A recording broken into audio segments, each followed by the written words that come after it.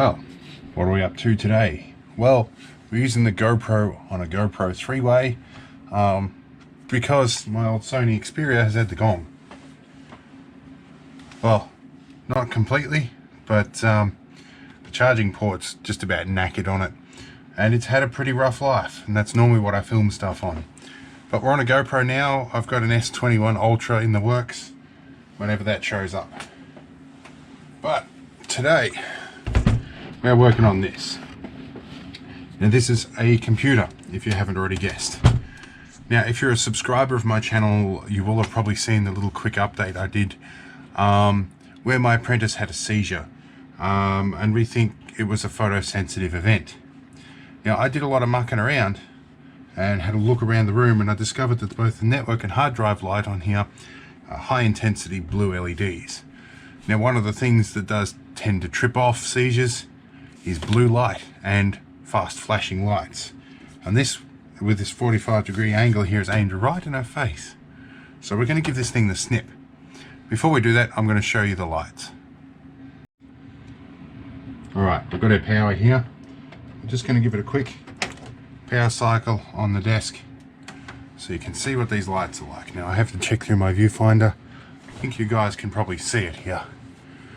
Probably see right about here there's some really bright little blue lights. And they're not going to light up now.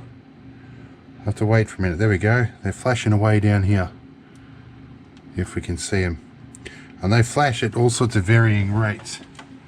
I think I'm going to shut this one down before it gets too far in the cycle. And the network light flashes just as quick. If anything's going to cause a photosensitive seizure, that will do it. So, luckily this is an old Acer business machine and it's pretty easy to get into. The downside to this is that the lights probably aren't connected with their usual single little twisted pair DuPont connectors. It's probably in one big block. But we should be able to lift this out. Oh, there's a lock there, and that should lift out. And that's hard drive. Hard drive comes out like that too, nicely.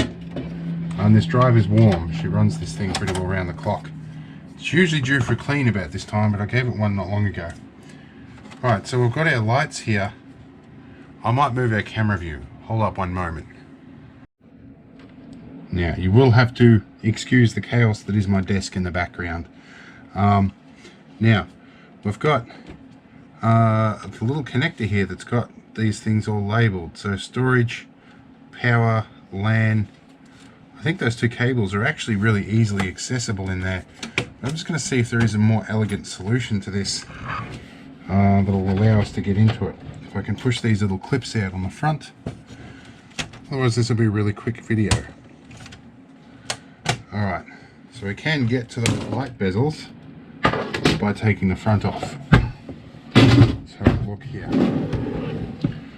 Now, these are the light bezels right here. Well, now I think I could snip the wires, but I could also pull the LEDs out. I want them to function, but they probably need to be a different light spectrum. And in actual fact, you know, I was speaking to a friend of mine. He's actually one of the recommended channels on my on the Aussie Repair Guy channel. He suggested that actually due to the NTFS file system, the hard drive lights don't actually really work properly anyway. And I have actually noticed that now. Now I think about it, they pretty well just flash constantly. So there's probably no real use to having that there. The LAN light, I don't think it's actually any particular diagnostic for that. I can do all of that elsewhere. Well, now this little bezel here is actually just clipped in. If I can find the right tool, I can probably get it out. So rather than chopping them, I can probably just push them inside the case. Let's see how we go here. Oh, we've got little plastic clips. Here we go. That guy actually comes out here. Alright, so there's our two blue lights there. I'm thinking I might just push them out of the bezel, leave them attached, then I can reinstate them later in the future. If I can get this out. Let's change our camera angles again. So here we have our LEDs in this little block. Now this could be a bit tricky, and yes, I could take the easy route and just snip them off, but that's not my style at the moment. Alright, let's see if I can push the clip back with a screwdriver while I apply some pressure, and out comes that LED. Alright, now comes the other one. Okay, now having these sitting inside the case flashing is also a risk, so we're going to take some insulation tape and we're just going to cover them up. And some of these boards do actually look for an actual diode on that port and they throw an error, but I haven't seen that in quite a long time. I can definitely tell it's a lockdown at the moment. There's a whole different subset of people walking past the window. Alright, so I'm basically putting insulation tape over, sticking it to itself in a nice dark fashion here. Poke these back through the slot. Okay, and we'll put our bezel back on, which I believe clips in this way first. Can we get you in there? It's the only logical place it went into. There we go. And push that back in. Alright, that's that bit done. Now we reassemble. So we're going to need our faceplate next. She's been drawing on her CD-ROM drive again. I'll have to snap her out of that one of these days.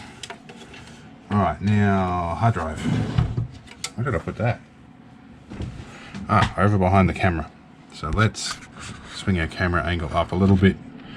Get a good view of the junk again. There is hard drive. There is hard drive cradle. So I think the drive can go back in the cradle first. And where are we here? There we go. And where's our power and data lead? Which one's longest? Data is longer.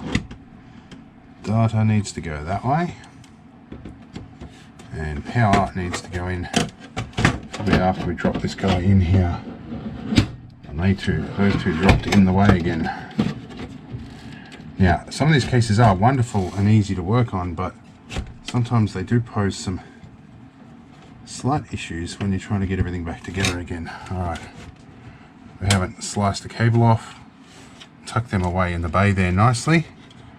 Now we should have solved the blue light flashing problem. Now, before they didn't want to come out, now they don't want to go back in. Alright, let's fold that over and tuck it in that way. A springy solid core cable. It's nice when you're dealing with Cat5 cable, but it's a nightmare with pretty well everything else. Oh, come on.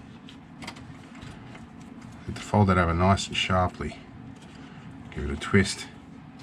Now it should unravel that way. Okay. Now, camera angle change again. Alright, now, let's see. Oh.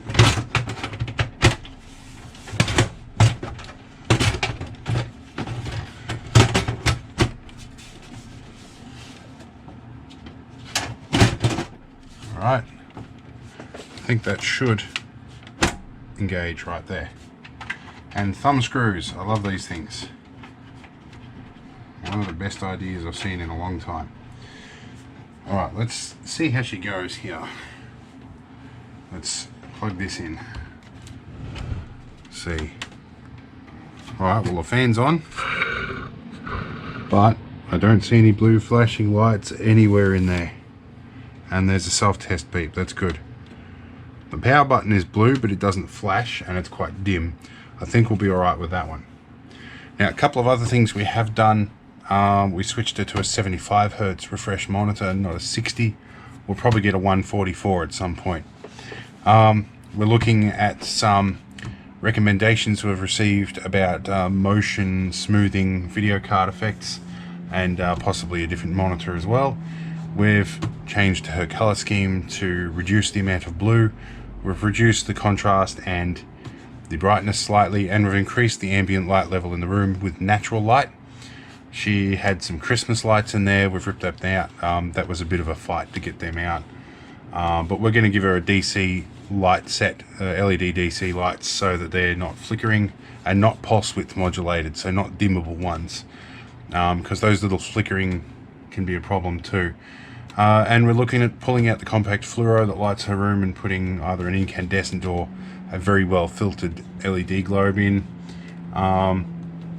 So yeah, we're going over all that sort of stuff. She's off at the doctor's today, getting a referral and getting sort of checked out thoroughly. But so far she seems to be okay. And we have seen an incident. We think she might have actually had another one in the past, so this could be an ongoing thing. And to be honest, as a parent side of things, it's a pretty scary situation. So certainly what I'd recommend, guys, is make sure you do your first aids, remember your DRABC, keep all that stuff up to speed. Really, in this case, the both of us knowing our first aid stuff really did assist in her getting the rapid and correct treatment that she needed. So yeah, certainly. All right, I'm going to go put this back into service, and I'm going to go look at what else I can do to try and make things easier for her. So I'll see you in the next one. It's just a quickie. I'll have some more stuff for you soon, but it is locked down, so I'm doing a lot of these smaller jobs that have been waiting a while. So we'll see you later.